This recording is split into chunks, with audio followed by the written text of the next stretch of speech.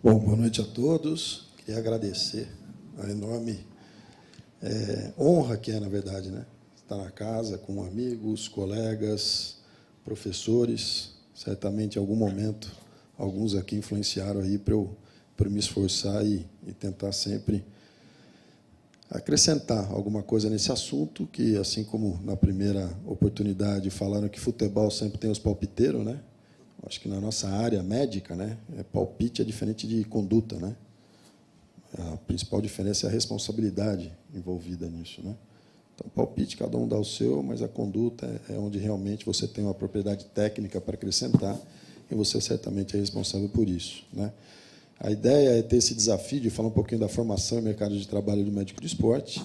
Quer dizer, eu, para me dizer, me titular e me descrever como médico do esporte, eu fiz uma prova de título em 2004, na cidade de Petrópolis, né? Ou seja, seguindo todo o rito da MB. Certamente, no momento da prova, eu reconheci inúmeros colegas que já galgavam uma história na área, né? E era meramente, aí, para alguns, uma formalidade, para mim, realmente, era uma conquista, uma vez que eu fiz a medicina só para fazer a medicina esportiva, né?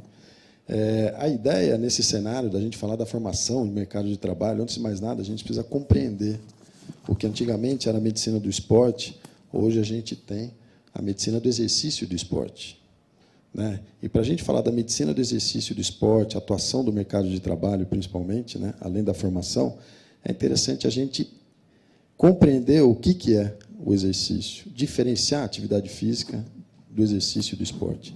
A atividade física é qualquer movimento corporal que tem um gasto energético acima do que a gente gasta no repouso, no basal. Exercício físico é uma atividade devidamente estruturada, organizada.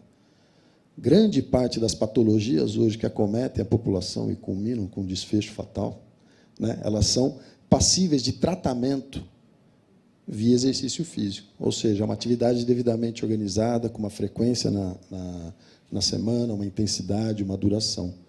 O exercício físico a gente consegue potencializar os benefícios, mantendo os riscos envolvidos ainda reduzidos. O esporte, na maioria das vezes, o risco supera os benefícios. Certamente aqui a gente pode falar da aptidão cardiorrespiratória ou de inúmeras outras variáveis constituintes do perfil atlético, né?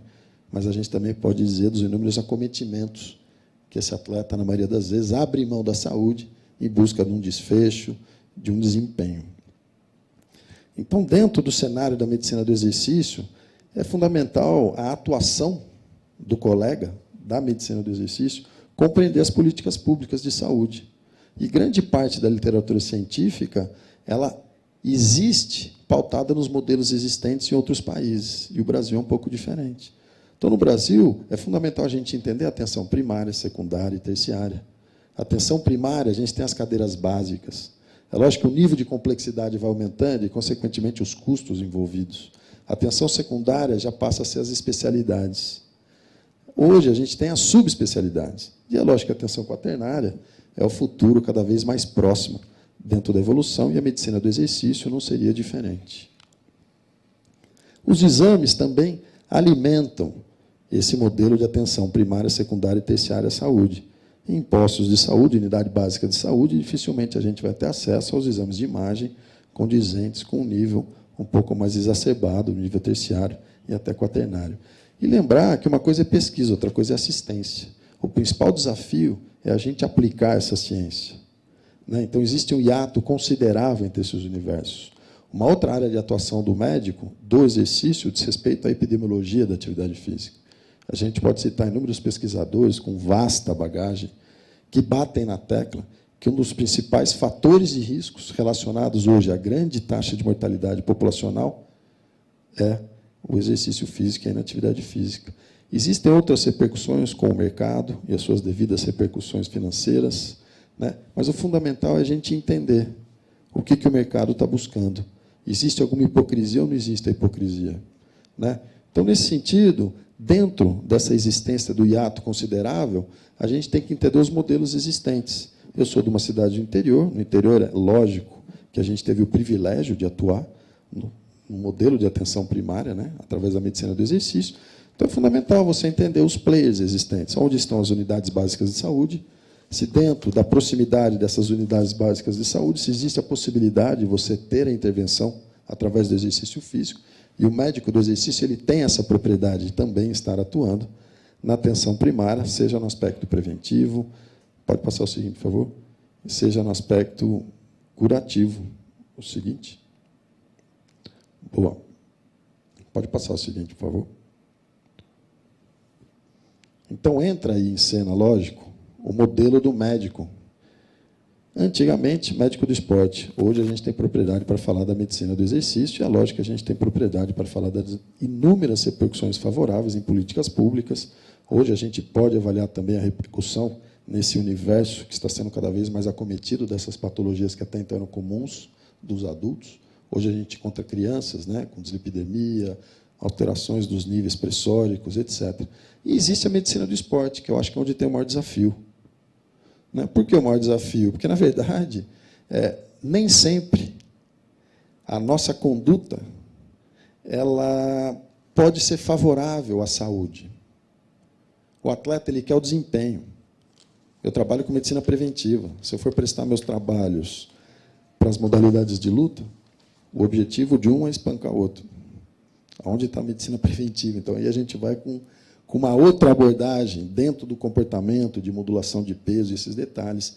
E, levando para a prática, eu posso chegar e mostrar a coluna de um atleta 11 vezes campeão do mundo. E a gente pode evidenciar a evolução natural desse quadro, com a artropatia degenerativa e as inúmeras repercussões clínicas nesse atleta. E os nossos atletas brasileiros não são diferentes. A gente pode falar de hiperostose no jogador de tênis, a gente pode falar da coluna do Usain Bolt. O que ele vai falar?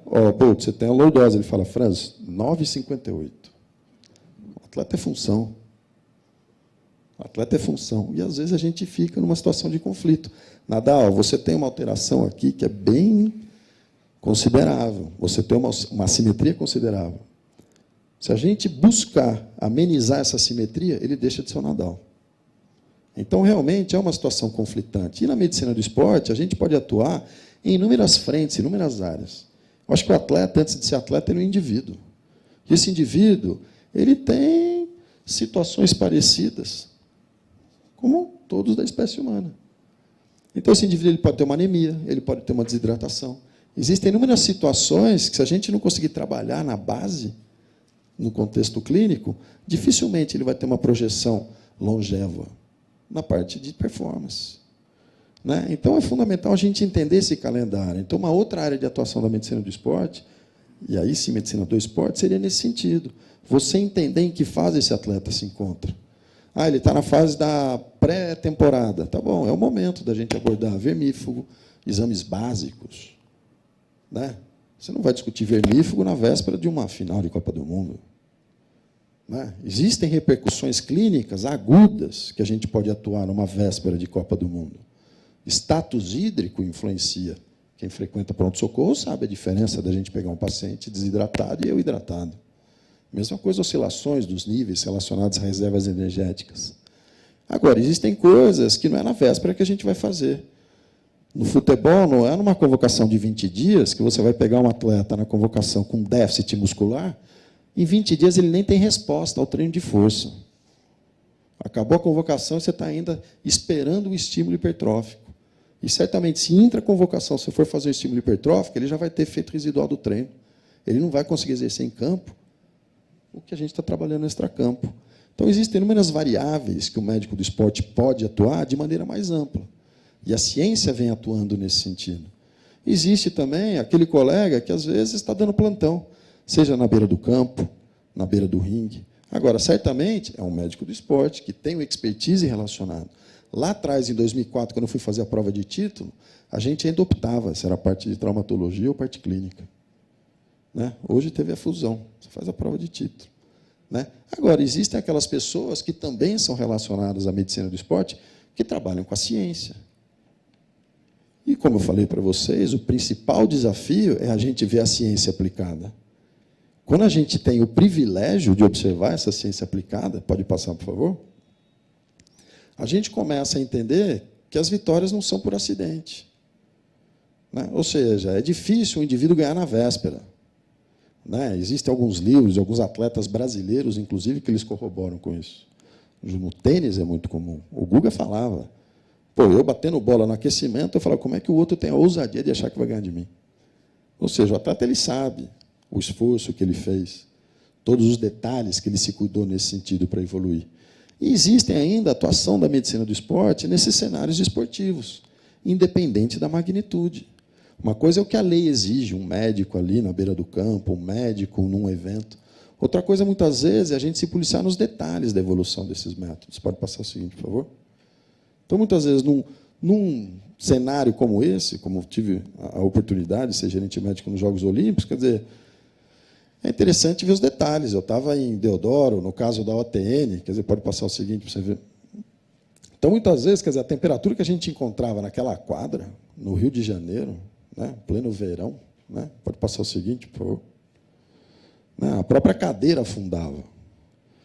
Né, então, quer dizer, a medicina do esporte, você tem um médico do FOP ali, mas você tem alguém que tem que se preocupar com esses detalhes. Né? Pô, e aí, quais são as possíveis repercussões deletérias e negativas que a gente vai ter? Como o próprio doutor Jorge antecipou, quando ele foi achar que ia assistir um jogo na Vila Belmiro, só de sutura por causa de um quebra-pau na arquibancada foram 18. Então, as intercorrências acontecem. E o nosso papel, muitas vezes, é sempre esperar o melhor, mas se preparar para o pior, porque acontece. E, quando acontece, quem está se preparado, a tendência é ter mais efetividade na conduta. Lembrando que somos profissionais da saúde, o desfecho da cadeia relacionado a prestar atendimento na intercorrência. Pode passar o seguinte, por favor? E lembrar, e agora a mensagem final, dessa evolução da medicina do esporte como um charme a ser abordado hoje num currículo. Independente de RQE, acaba sendo atrativo, performance humana. O atleta acorda atleta e vai dormir atleta.